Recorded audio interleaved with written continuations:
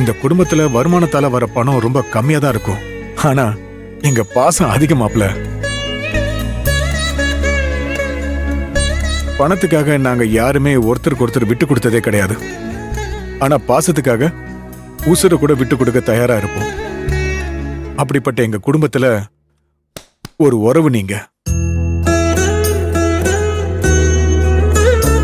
இத பாருங்க, முறைக்கு வேணா என் தங்கச்சியோட புருஷனா இருக்கலாம். ஆனா நீங்க எங்க கூட பிறந்த சகோதரனா தான் பாக்குறோம். இத பாருங்க, நீங்க ஜெயிக்கணும்ன்றதுக்காக என்னால முடிஞ்சதை செய்யணும்னு நினைச்சேன், செஞ்சேன். செய்யணும்னு சொல்றதை விட செஞ்சோம்னு தான் சொல்லணும். இத பாருங்க, இந்த குடும்பத்துல இருக்கிற ஒவ்வொருத்தரோட மனசுலயும் இருக்கிறது அதுதான். ஆமா மாமா, நீங்க ஏன் இப்படிலாம் யோசிக்கிறீங்க? இதுல ஆச்சரியப்படுறதுக்கெல்லாம் எதுவுமே இல்ல. கையிலக்கா எங்களுக்காக எது வேணாலும் செய்வாங்க. அதே மாதிரிதான் நாங்களும் உங்களுக்காகவும் எங்க கையிலக்காகவும் எது வேணாலும் செய்வோம்.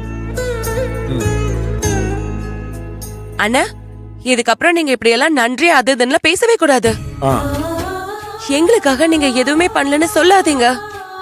உங்க பாசத்தையும் அன்பையும் விட நீங்க எங்களுக்கு வேற என்ன பண்ணணும்?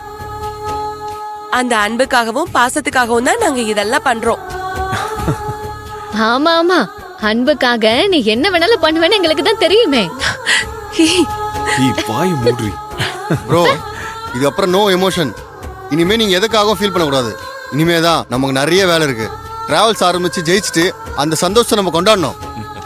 ஆமா மாப்ள, நாம பட்ட கஷ்டம் எல்லாம் நீங்க பிசினஸ்ல ஜெயிச்சதுக்கு அப்புறம் நமக்கு அது சந்தோஷமா திரும்ப கிடைக்கும். நம்மளோட முழு உழைப்பையும் கொடுத்து முன்னேறது மட்டும்தான் உங்களோட குறிக்கோளா இருக்கணும். கண்டிப்பா. சரி சரி, நேராச்சு. எல்லாரும் சாப்பிட எல்லாத்தையும் கொடுங்கக்கா,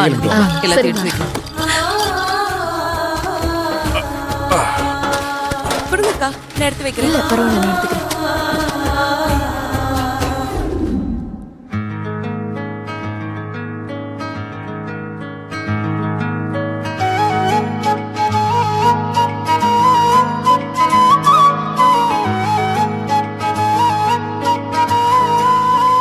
வேற ஏதுமே தேவையில்லையே.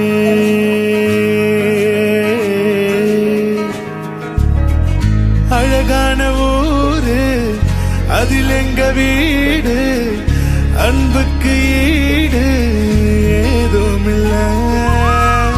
கடல் காய்ந்து போகும், மலை சாய்ந்து போகும், நிஜமான நேசம் தேய்வதில்லை. இன்னும் வேற என்ன வேணுமே? வாழும் இந்த வாழ்க்கை போதுமே. இன்னும் வேற என்ன வேணும்?